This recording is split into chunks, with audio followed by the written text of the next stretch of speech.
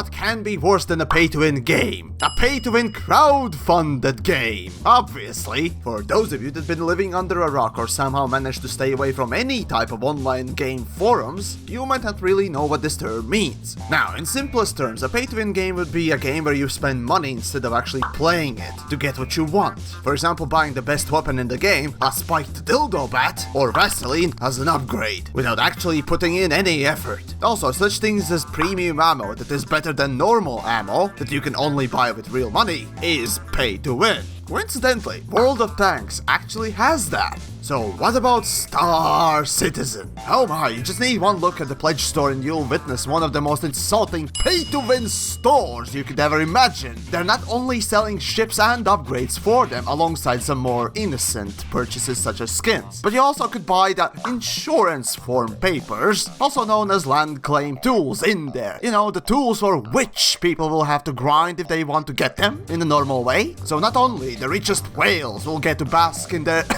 borderline intellectual property infringement float machines, but they will also be able to plant their rod in the deepest, wettest holes of the planets nearby, like a high schooler in the bathroom after a prom dance. I'm honestly surprised that they're not selling characters, weapons, or skins for the Soldier Boy. I guess because that part of the project was made by a different company, and they either forgot to add or could not.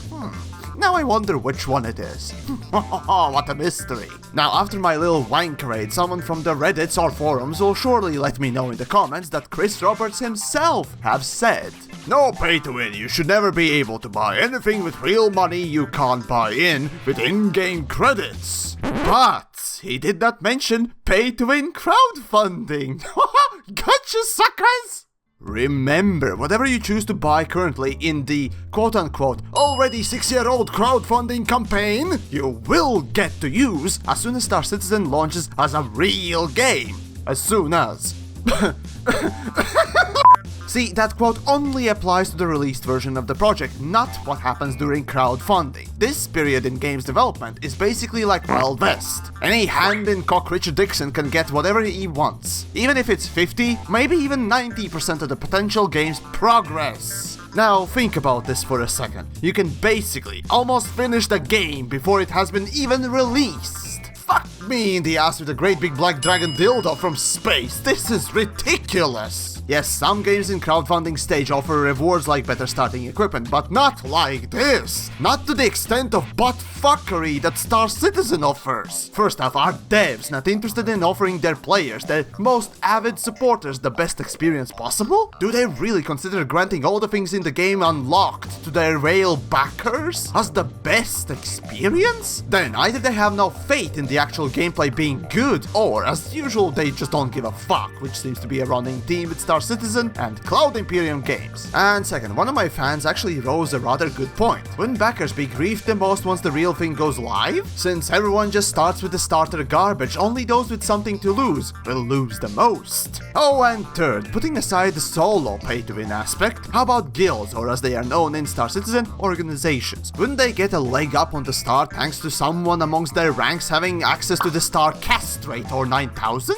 It's interesting to see how freely and willingly Cloud Imperium Games is just giving away those bloat whale transactions. It brings up quite a deluge of questions and concerns, doesn't it? To me, it seems clear, if the project ever gets a proper release, it will turn into the most outrageous case of normal player involuntary orgy, aka the grand gaming rape itch of 2039. Sure, time will only tell, but still, doesn't it seem kinda weird that someone can buy up all the most important things in the game, even before it has been ever released? Well, do let me know down below. And hey, if you enjoyed it, do feel free to share the video around. And as a closing statement, this obviously is not how you should run a game, let alone a crowd-funded game, for at least 6 years now. And yet, if you want to put your money to something actually incredible and great, consider my Patreon. Link for that in the description. And of course, dislike or like the video, as well as subscribe if you did.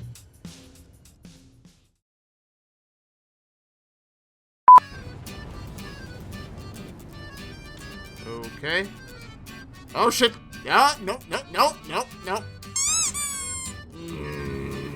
Yeah, that's oh god, no. What the hell is going on? Okay, bad idea. Yep, this is some high level of AI sophistication there. Yep, that's what almost the 200 million paid for. Yep. I definitely feel the money going into the right places. Indeed.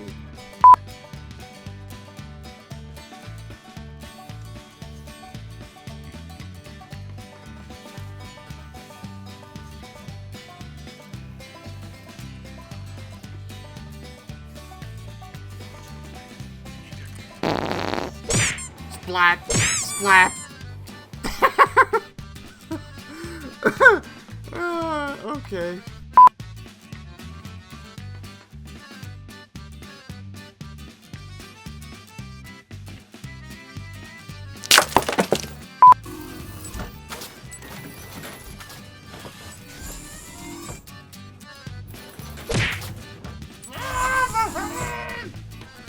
Oh no!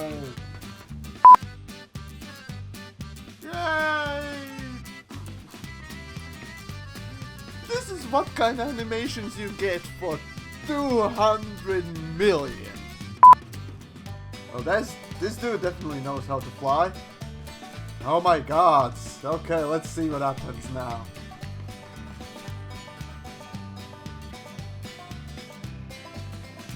Oh no!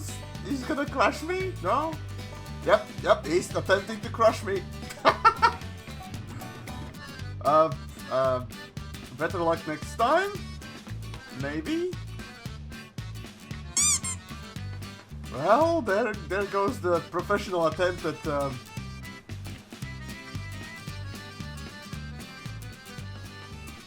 landing, I guess. Okay. Well, on the bright side, I'm not the worst pilot in the galaxy, so that's a takeaway for today's video, basically.